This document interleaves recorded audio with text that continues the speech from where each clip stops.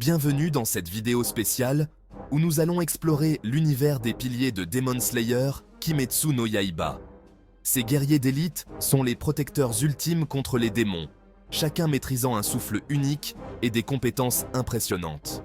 Aujourd'hui, on va essayer de classer les piliers du plus faible au plus fort, en se basant sur leurs exploits dans le manga et l'anime.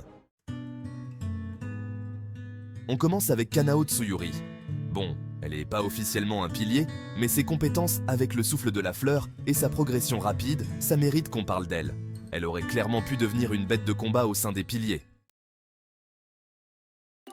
Ensuite, on a Shinobu Kocho, la reine du poison, connue pour sa maîtrise du souffle de l'insecte. Alors oui, elle n'est pas un tank, mais son intelligence stratégique, c'est une arme redoutable contre les démons. Passons à Tengen Uzui, le pilier du son. Lui, ses oreilles, c'est un sonar. Il détecte les ennemis à des kilomètres. Impressionnant, mais en combat direct, il est peut-être un poil en dessous de certains de ses collègues. Numéro 4, le flamboyant Kyojuro Rengoku. Son souffle de la flamme et son courage légendaire. On en parle, son combat contre Akaza, la troisième lune supérieure, c'était un truc de fou. Il a prouvé sa force et son dévouement total à sa mission. Mitsuri Kanroji arrive en 5e position avec son souffle de l'amour. Un mélange de grâce et de puissance dévastatrice. Franchement, la voir manier sa lame flexible avec une telle précision, ça fout les jetons. C'est clair qu'elle est l'une des piliers les plus redoutables.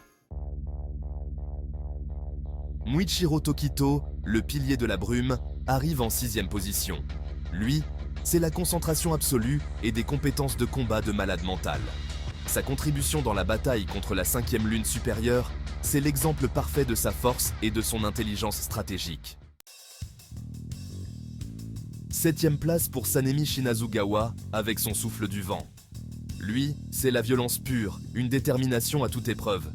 Il est hyper dangereux pour les démons, même les plus puissants. On l'a bien vu lors de ses combats contre les lunes supérieures. Jiyu Tomioka, le pilier de l'eau, est 8e sur notre liste. Sa maîtrise du souffle de l'eau, c'est comme s'il dansait avec l'eau. Et son calme légendaire, ça en impose, c'est clair. Il a quand même remporté des combats épiques. Et enfin, au sommet de notre classement, le boss final, Gyomei Himejima, le pilier de la roche. Une force brute inégalée, le souffle de la roche le plus puissant, il est clairement le plus fort de tous. Voilà pour notre classement des piliers de Demon Slayer. Chacun apporte quelque chose d'unique à l'armée des pourfendeurs de démons, avec des compétences et des techniques qui envoient du lourd. Vous en pensez quoi? D'accord avec nous? Dites-nous tout dans les commentaires et abonnez-vous pour plus de contenu sur Demon Slayer Kimetsu no Yaiba. Merci de nous avoir suivis, on se retrouve bientôt pour